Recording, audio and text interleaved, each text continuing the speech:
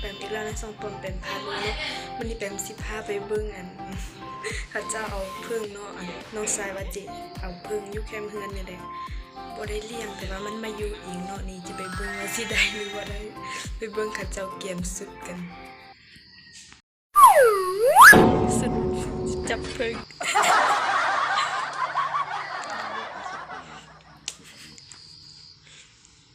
คือจิปกป้อมเนี่ย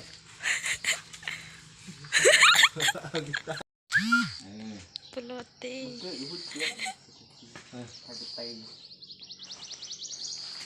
ชุดจะจับพึ่งนะจ๊ะ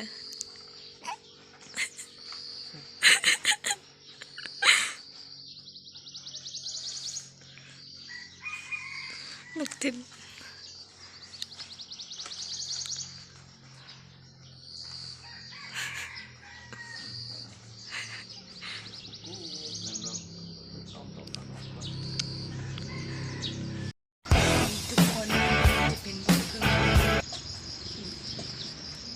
เยี่ยมไปเบิ่งกันเลยว่าได้หรือบ่ได้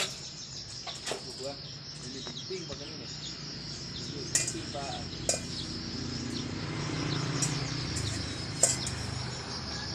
เกิดมีกันกันก็อันเล็กนี่เนี่ยเกิดรูปเล็กนี่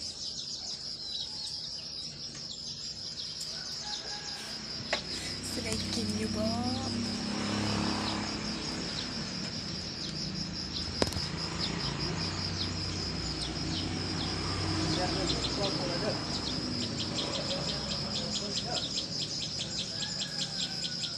ไม่ดีเมมันโอ้ยหลบ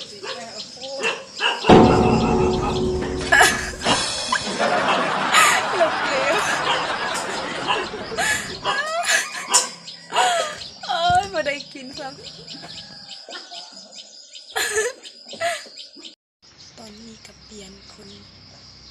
ตัดเนาะให้พอตัดเมื่อกี้น้องสายตัดบ่ได้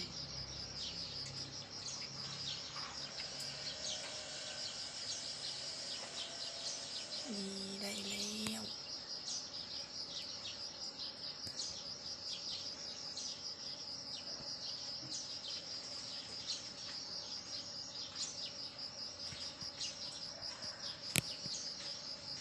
เบิ่งวิธีเพิ่นเอา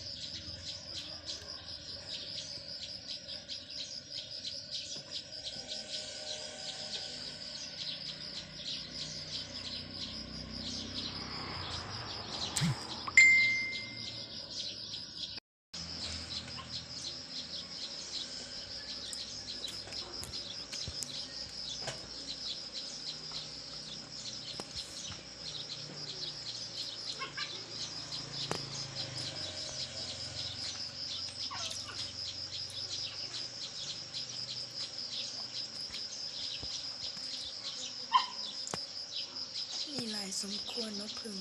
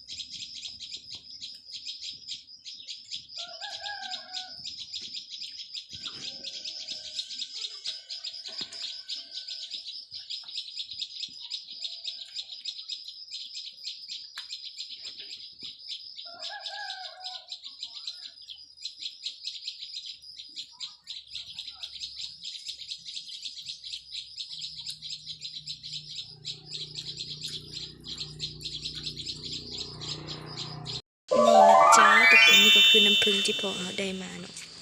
หลายสมควรเบิ่งแต่สุดเยี่ยมแชบกันเลยนี่เดี๋ยวแป๊บจะซีมอันนึงเนาะ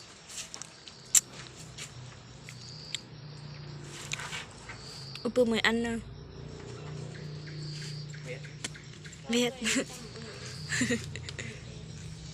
นี่ คือมาก้นเลย จะกิน มาโอ้ยังไม่พูดตัด เยิ้มเลย ก้นนี่คือ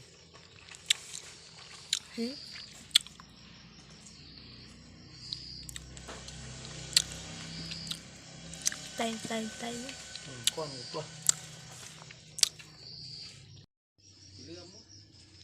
นี่เนาะทุกคน อันนี้ก็เป็นน้ำผึ้งน้ำผึ้งจากหลังเฮือนนะเนาะหวานหอมมันเนาะพายักได้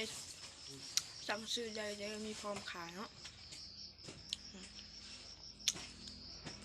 หวานสู้